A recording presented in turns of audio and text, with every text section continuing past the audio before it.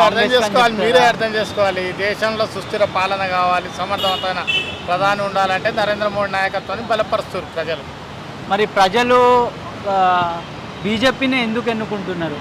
అదే సమర్థవంతమైన ప్రధాని, ఈ దేశాన్ని రక్షించే రక్షకుడు కాబట్టి బీజేపీని యాక్సెప్ట్ చేస్తారు ప్రజలు. అంటే మీకు ఏం డెవలప్మెంట్ కనిపించింది బీజేపీకి ఓటేద్దాం అని అంటే? 70 సంవత్సరాల కాంగ్రెస్ పాలనలో నిర్విరామమైన మూలగొడ్డ 370 ఆర్టికల్, ట్రిపుల్ తలాకు, వివాదాస్పదమైన సమస్యలను పరిష్కరించిండు. రామజన్మభూమి 500 సంవత్సరాల హిందువుల కళను నెరవేర్చిన పార్టీ బీజేపీ పార్టీ. అంటే రామ మందిరం, ట్రిపుల్ తలాక్ ఇట్లాంటి మతపరమైన ఇష్యూల మీదనే మనకి డెవలప్మెంట్ అవుతుంది అంటారా? లేదంటే ఏంది మీరు డెవలప్మెంట్, యాక్చువల్ డెవలప్మెంట్ ఏంది? రామ మందిరం అనేది మేజర్ భారతీయుల ఆకాంక్ష కదా, అది మతపరమైతే అవుతుంది తప్పు కదా. అది మీరు ఆ క్వశ్చన్ అడగడం తప్పు.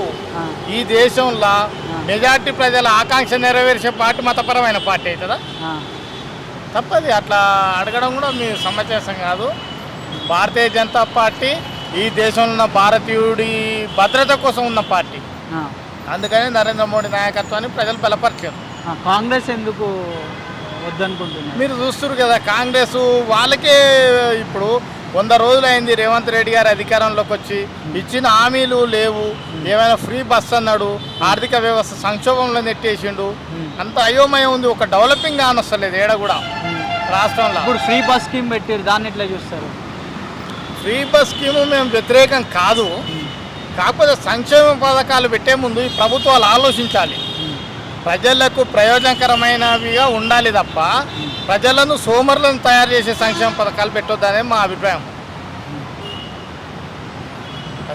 అయితే ఇప్పుడు కాంగ్రెస్ అయితే రాష్ట్రంలో అధికారంలోకి వచ్చింది. ఇప్పుడు మీరేమో బీజేపీకి ఓటు వేస్తే డెవలప్మెంట్ చూస్తున్నాం మనం. అంటే ఇప్పుడు ధర్మం కోసం, దేశం కోసం నిలబడే నరేంద్ర మోడీ గారికి మీరు ఓటేసినామని చెప్తున్నారు. నేనేం అడుగుతున్నానంటే, ఆర్టికల్ 370 అని చెప్తున్నారు మీరు. జమ్మూ కాశ్మీర్లో డెవలప్మెంట్ ఏమన్నా మీరు గమనించారా? అంటే నార్మల్గా రెగ్యులర్గా పేపర్లో అట్లా రావడం కానీ, జమ్మూ కాశ్మీర్లో డెవలప్మెంట్ ఆర్టికల్స్ 370 తీసేయడం వల్ల. ఇవాళ జమ్మూ కాశ్మీర్ వెళ్ళి చూడండి, అదొక పర్యాటక స్థలం అయింది. జమ్మూ కాశ్మీర్ ప్రజలు ఆనందంగా జీవిస్తున్నారు. 3 రంగుల జెండా, జాతీయ జెండాను పట్టుకొని వీధులలో భారత్ మాతాకి జై అని భారతీయత భావాన్ని పెంపొందిస్తున్నారు. ఇంతకుముందు అతను లేదు, బిక్కు బిక్కు అంటూ కాలం గడిపిన ప్రజలు.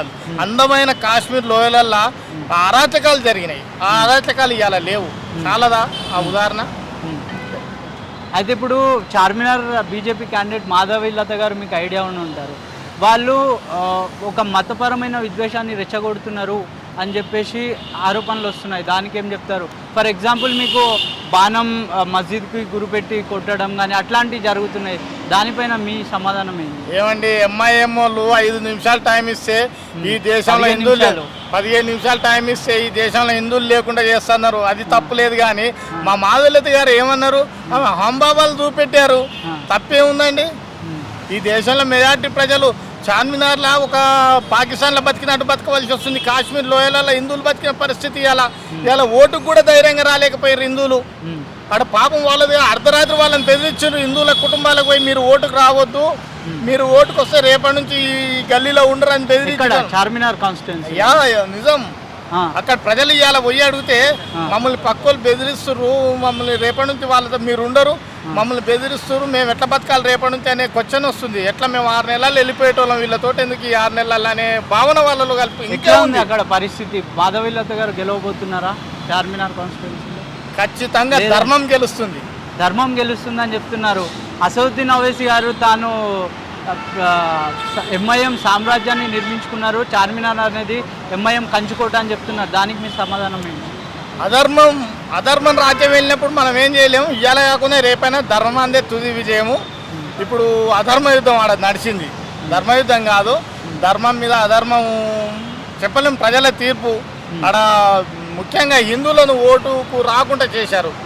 ఓటర్లను ప్రలోభ పెట్టి దౌర్జన్యాలకు చేసి బెదిరింపులకు దిగి ఎంఐఎం పార్టీ గూండాలు మేజర్ హిందువులు ఓట్లలో పాల్గొనకుండా అడ్డుకోవడం జరిగింది.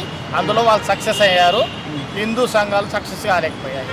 ఇప్పుడు బీఆర్ఎస్ ప్రభుత్వం పరిస్థితి, బీఆర్ఎస్ పార్టీ పరిస్థితి ఏందంటారు? అంటే గతంలో అసెంబ్లీ ఎన్నికల్లో బీఆర్ఎస్ పార్టీకి ఓటమిలు ఏందంటే ఏమని చెప్తారు కారణాలు? తెలంగాణ రాజకీయాలలో ఈరోజు జరిగిన పార్లమెంట్ ఎలక్షన్లలో ప్రజలు ప్రాంతీయ పార్టీలను చూడలేదు. కేవలం బీజేపీ ప్రత్యామ్నాయం కాంగ్రెస్ అనేది చూశారు. కానీ కేసీఆర్ మీద ప్రజలలో ఆదరణ ఉంది లేదనేటలేం. కానీ ప్రజలు చూసింది దేశ రక్షణ చూశారు, నరేంద్ర మోడీ నాయకత్వాన్ని బలపరిచారు.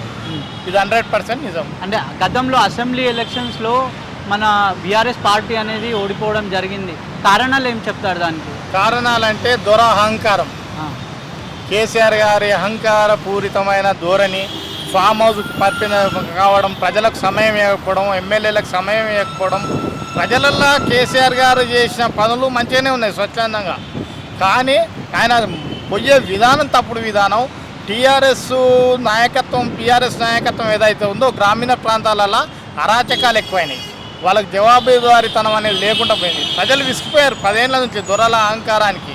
దానివల్ల మార్పు. నరేంద్ర మోడీ గారు కూడా 10 ఏళ్ళు అయిపోయింది కదా, ఆయన పాలన విసిగలేదంటారా? ఇలా నరేంద్ర మోడీ గారికి సొంత ఇల్లు కూడా సరిగా లేదు. సౌమ్యుడు, కష్టపడి పైకి వచ్చిన ఒక సాటి మనిషిలాగా సేవకునిలాగా సేవ చేస్తుండు.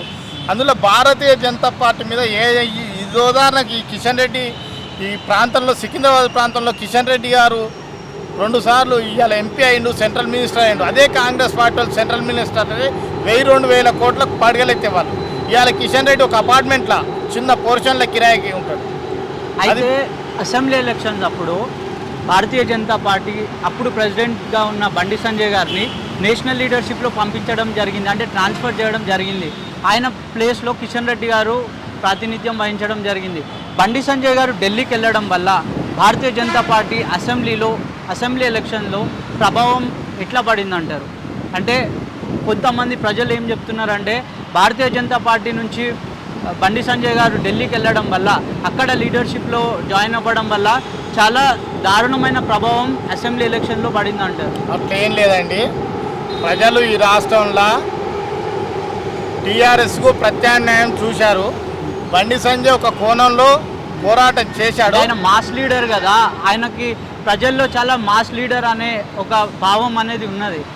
సో దానికి అలా పంపించడం వల్ల చాలా ఎఫెక్ట్ అయింది బీజేపీ అని. లేదు, ఈ భారతీయ జనతా పార్టీ జాతీయ పార్టీ కాబట్టి, జాతీయ నాయకత్వం అడుగుజాడల్లో నడుస్తాం కాబట్టి కిషన్ రెడ్డి గారు ఈ రాష్ట్రానికి అవసరమని పార్టీ అనుకుంది. సంజయ్ గారి సేవలు దేశానికి అవసరం అనుకుంది. ఆ తరుణంలో ఒక స్టెప్ వేయొచ్చు ఫర్దర్గా.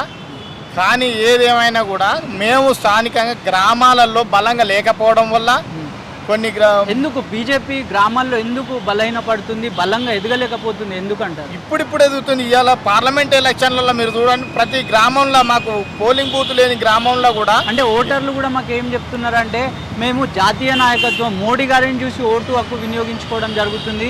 క్యాండిడేట్లు ఇక్కడ సపోజ్ బీబీ పటేల్ తీసుకోండి, జైరాబాద్ పార్లమెంట్, ఆయన గతంలో బీఆర్ఎస్ పార్టీలో ఉండడం జరిగింది. బీఆర్ఎస్ పార్టీలో ఉండి సడన్గా బీజేపీలో రావడం, మళ్ళీ ఆయన మాకు ఓట్ల కోసం అడగడం ఏమాత్రం కరెక్టో, మేము జాతీయ నాయకత్వం నరేంద్ర మోడీ గారిని చూసే ఓటు వేస్తున్నాం అని చెప్పి చెప్తున్నారు.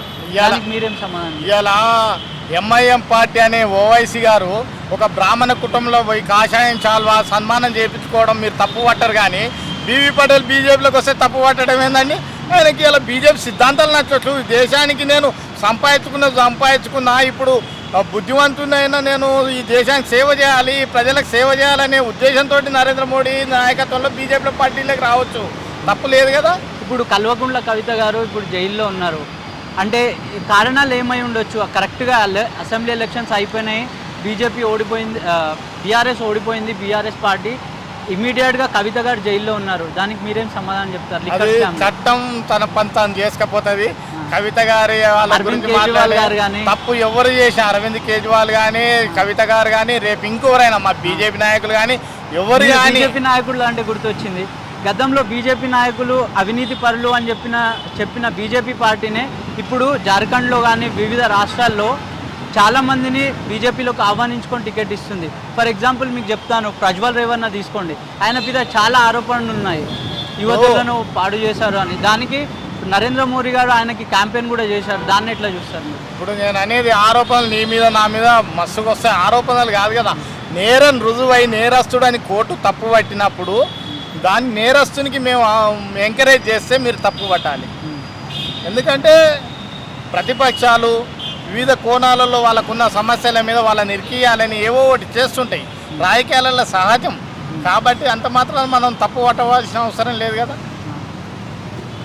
Right, thank you. అది ప్రజలు, ఓటర్లు ఇప్పుడు కూడా బీజేపీ పార్లమెంట్ ఎలక్షన్స్లో బీజేపీకే పట్టం కట్టబోతున్నారని చెప్తున్నారు.